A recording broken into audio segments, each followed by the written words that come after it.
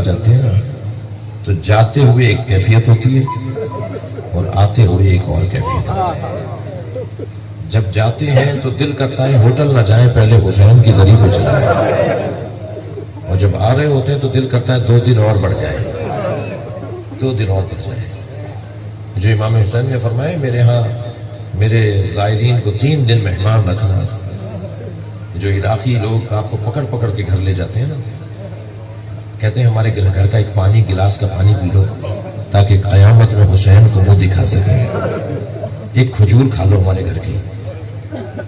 ایک تو ویڈیو میں دیکھ رہا تھا کہ وہ لوگوں سے التماس کر رہا تھا کہ میرے گھر آ جاؤ، ایک کھجور کھا لو، چائے پی لو میرے یہاں، تو لوگ نہیں جا رہے تھے اس کے یہاں، تو پھر اس نے اپنی جو اس کا جبہ تھا اسے باندھا اور لوگوں کو زبردستی گود میں اٹھا کے لے جاتا تھا، کہتا تھا کہ مجھے حسین کو جواب دینا ہے، ایک کھانا میرے یہاں کھا لو۔ امام حسین نے جب کربلا کی زمین خرید کر انہی لوگوں کو دی نا جن سے خریدی تھی، تو 3 شرطوں کے اوپر انہیں واپس کیے۔ جن سے پیسے دے چکے تھے انہیں امام نے کربلا کی زمین کے پیسے دے دیے تھے، پھر انہی کو واپس کی کہ 3 شرطوں پہ میں تمہیں واپس کر رہا ہوں۔ ابھی پچھلے دفعہ جب میں کربلا گیا تو کربلا کی اصلی زمین کو بحال کیا جا رہا ہے، جو ہوٹل بنے ہوئے تھے، جو گھر بنے ہوئے تھے، انہیں پیسے دے دے کر گھر خالی کروا رہے ہیں، ہوٹل خالی کروا کے گرا رہے ہیں تاکہ اصلی زمین پوری ویسی ہو جائے جیسے امام نے لی تھی۔ تو جب میں نے سنا کہ حرم امام حسین بھاری بھاری قیمتیں گھر والوں کو دے رہے ہیں، جن کے گھر بنے ہوئے ہیں، جن کی ہوٹلیں بنی ہوئی ہیں، تو مجھے رونا آیا۔ 1400 سال پہلے حسین یہ پیسے دے چکے تھے، اب ان کی اولادوں کو دوبارہ دے رہے ہیں۔ اس وقت میں 3 شرطیں لگائی تھی امام حسین نے کہ میں یہ زمین تمہیں واپس دے رہا ہوں۔ پہلی شرط تو یہ ہے کہ جب ہمیں مار کے چلے جائیں تو ہمارے لاشوں کو آ کے دفنا دینا، اور اگر تمہیں آنے میں ڈر لگ رہا ہو کہ کہیں تمہاری مخبری ہو جائے گی اور تمہیں کہیں سزا دی جائے گی تو پھر اپنی عورتوں سے کہنا کہ ہمارے اوپر آ کر خاک ڈال دے۔ فرمایا اگر تمہاری خواتین بھی ڈریں گھبرائیں تو اپنے بچوں سے کہنا کہ وہ آئیں اور ہمارے لاشوں کو چھپا دیں۔ فرمایا دوسری شرط میری یہ ہے کہ یہاں کاشت نہیں کرنا، یہاں حل نہیں چلانا۔ جب میں نے اپنے ایک بزرگ سے پوچھا کہ امام نے یہ شرط کیوں لگائی کہ یہاں حل نہیں چلانا، تو وہ روتے ہوئے کہنے لگے کیا معلوم جب حل چلے تو کوئی بدن کا ٹکڑا، کسی شہید کے بدن کا کوئی حصہ۔ حسین نہیں چاہتے تھے کہ یہاں حل چلایا جائے۔ اور تیسری شرط امام نے یہ لگائی کہ میرے مہمان آئیں گے، میری قبر کو زیارت کرنے لوگ آئیں گے، انہیں 3 دن تک مہمان رکھنا، 3 دن وہ میرے مہمان رہیں گے۔ کربلا کی زمین پر جب آپ جاتے ہیں تو کیا شوق ہوتا ہے، اور جب آ رہے ہوتے ہیں تو کیا شوق ہوتا ہے۔ آپ میں سے اکثر گئے ہوں گے کربلا، جو نہیں گئے مولا انہیں بلائے، آپ جو جا چکے ہیں انہیں بار بار مولا بلائے۔ بغیر توفیق کے کوئی کربلا نہیں جاتا، کوئی مکے مدینے نہیں جاتا، یہ عبادت کی توفیق نصیب ہوتی ہے۔ کبھی غور فرمایا کہ جب آپ زیارت پہ جاتے ہیں تو کوئی آپ سے یہ نہیں کہتا کہ سامرہ کا کفن لے آنا، نجف کا کفن لے آنا، کاسمین جاؤ گے، بغداد جاؤ گے، وہاں سے کفن خرید کے لے آنا۔ ہر شخص یہ کہتا ہے کہ کربلا کا کفن لے آنا۔ یہ کربلا کا کفن کیوں ہم ڈھونڈتے ہیں؟ اس لیے کہ کربلا والوں کو کفن نہیں ملا، یہ زمین ہی کچھ اور زمین ہے۔ ایک بچہ مجھ سے پوچھنے لگا کہ ہر حرم، ہر زری اور ہر گنبد کے اوپر مختلف رنگوں کے پرچم لگے ہوتے ہیں، مگر امام حسین کی گنبد پہ سرخ رنگ کا پرچم لگا ہوتا ہے، لال رنگ کا، ریڈ رنگ کا پرچم لگا ہوتا ہے۔ یہ امام حسین کی گنبد پہ سرخ رنگ کا پرچم کیوں لگا ہوا ہے؟ تو میں نے اسے جواب دیا کہ عرب کا دستور ہے جس کے خون کا بدلہ باقی ہوتا ہے اس کی قبر پہ پرچم سرخ رنگ کا لگا دیتے ہیں کہ اس کا ایک وارث آنے والا ہے جو بدلہ لے گا۔ عزادارو، جب امام حسین گھوڑے سے گر رہے تھے نا، تھک کر نہیں روئے جنہیں رونا آ رہا ہے۔ میں ایسے ہی مسائل پڑھتا ہوں، میری مجلس نہیں پڑھنا آتی، میں تو ایسے ہی پڑھتا ہوں جیسے پڑھ رہا ہوں۔ جب امام حسین گھوڑے سے گر رہے تھے نا تو اس منظر کو دیکھ کر عرش کے فرشتوں میں گریا تھا، جو عرش پر فرشتے تھے نا وہ رو رہے تھے۔ تو اللہ نے کہا جاؤ، جا کر تم حسین کے قریب کھڑے ہو جاؤ اور دیکھو حسین کیا چاہتا ہے۔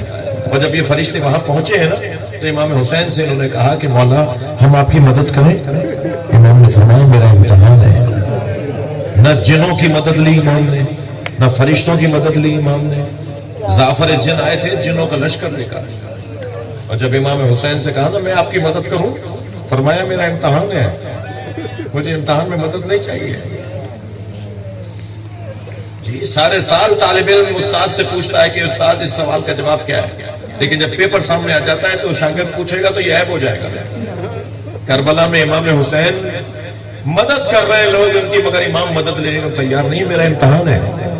اور جب گھوڑے سے گر رہے تھے نا تو ایک عارف سے میں نے یہ جملے سنے، ایک اللہ کے ولی سے یہ جملے سنے کہ جب امام گرنے لگے تو اس طرف اشارہ کر کے کہتے تھے لا واللہ مجھے نہیں چاہیے، پھر دوسری طرف گرتے تھے کہتے تھے لا واللہ مجھے نہیں چاہیے۔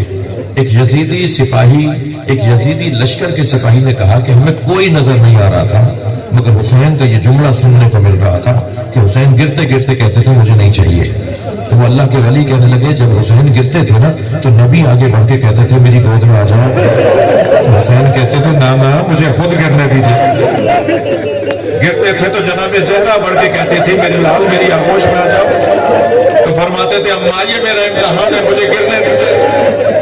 اب حسین گھوڑے سے زمین پر آئے ہیں، ادھر زلجنا کی پشت چھوڑی ہے امام نے، ادھر پسر سعد کی آواز آئی کوئی زلجنا کو تیر نہ مارے۔ میں نے بچپن میں نبی کو اس پہ بیٹھے دیکھا ہے، زلجنا کو پکڑ کر لاؤ میں تبرک کے طور پہ رکھوں گا، میں اپنے گھوڑوں میں زلجنا کو رکھوں گا مگر اس پہ کبھی نہیں بیٹھوں گا، اس لیے کہ نبی اس پہ بیٹھتے تھے۔ ہمارا رونا تو یہی ہے نا، نبی کی سواری تمہیں یاد ہے، نبی کا سوار حسین یاد ہے؟ یہ بھی تو بتاؤ کہ حسین تو نبی کی پشت پہ بھی بیٹھتا تھا، مگر نبی جس گھوڑے پر بیٹھتے تھے تم اس کو تیر نہیں مار رہے، اور سپاہیوں کو بھیجا کہ جا کے پکڑ کر لاؤ۔ سپاہی گئے پکڑنے کے لیے تو زلجنا دو تین سپاہی جاتے تھے، زلجنا انہیں اپنے پیروں سے اپنے اچھلنے سے اپنے عمل سے ان کو زخمی کر دیتا تھا۔ جب 80 دشمن 80 سپاہی زخمی ہو گئے نا، کوئی نہ کوئی چوٹ کھا کر آیا گھوڑے سے، تو پھر پسر سعد نے کہا کہ اس کو نہ پکڑو، اس کو دیکھو کرتا کیا ہے۔ جب سپاہیوں کو پیچھے ہٹتے ہوئے دیکھا نا گھوڑے نے تو دائیں بائیں دیکھنے لگا اور اسے اندازہ ہوا کہ حسین سے دور ہو گیا ہے، تو پھر زمین پہ ایسے پیر مار رہا تھا جیسے ماتم کر رہا ہوں، اور دوڑا ادھر جہاں حسین کو اتارا تھا، اور جب وہاں پہنچا تو وہاں لاشیں بکھرے ہوئے تھے، یہ ایک ایک لاشوں کو سونگتا تھا اور ایسے سونگ رہا تھا جیسے اپنا پھول تلاش کر رہا ہو، اور سونگتے سونگتے وہیں رک گیا جو حسین کا لاشا تھا۔